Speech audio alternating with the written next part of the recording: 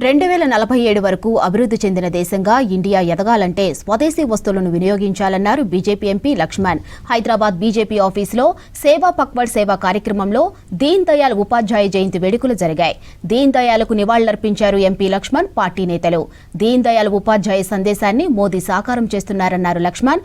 ఇక పేద మధ్యతరగతి ప్రజలు ఎక్కువగా కొనుగోలు చేసే వస్తువులపై జీఎస్టీ తగ్గించారని వివరించారు. అక్టోబర్ 2న చేనేత వస్త్రాలను కొనుగోలు చేసి వాటినే ధరించాలని పిలుపునిచ్చారు ఎంపీ లక్ష్మణ్. ఉపాధ్యాయ యొక్క జయంతి పురస్కరించుకొని దేశవ్యాప్తంగా భారతీయ జనతా పార్టీ సేవా పక్వాడా పేరు మీద సెప్టెంబర్ 22 నుంచి మొదలుకొని అక్టోబర్ 2 వరకు మహనీయులు జన్మించినటువంటి ఈ పుణ్య దినాలను పురస్కరించుకొని సెప్టెంబర్ 17 మహానుభావుడు భారత ప్రధాని నరేంద్ర మోడీ గారి యొక్క జన్మదినం. సెప్టెంబర్ 25 పండిత్ దీన్ దయాళ్ ఉపాధ్యాయ వారి జయంతి. అక్టోబర్ 2 మహాత్మా గాంధీ గారి యొక్క జయంతి,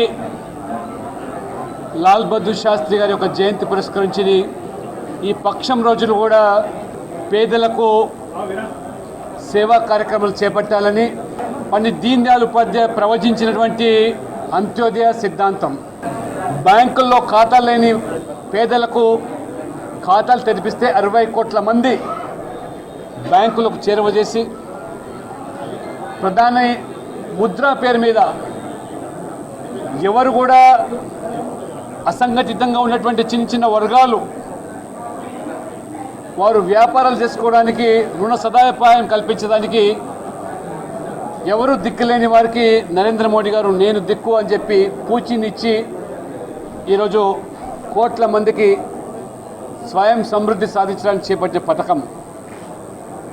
ఆ రకంగా ఇవాళ నరేంద్ర మోడీ గారు ప్రధానమంత్రి ఆవాస్ యోజన పేరు మీద ఇల్లు లేని పేదలకు 4 కోట్ల మందికి ఆశ్రయం కల్పించి స్వాతంత్రం వచ్చిన 70 సంవత్సరాలు కూడా కనీసం మరుగుదొడ్లు లేకుండా ఉండేటువంటి దీన జనులకు ఈరోజు మరుగుదొడ్లు కట్టించి ప్రభుత్వం ద్వారా ఆదుకొని వాళ్ళ ఆత్మ గౌరవ నిలయాలుగా ఈరోజు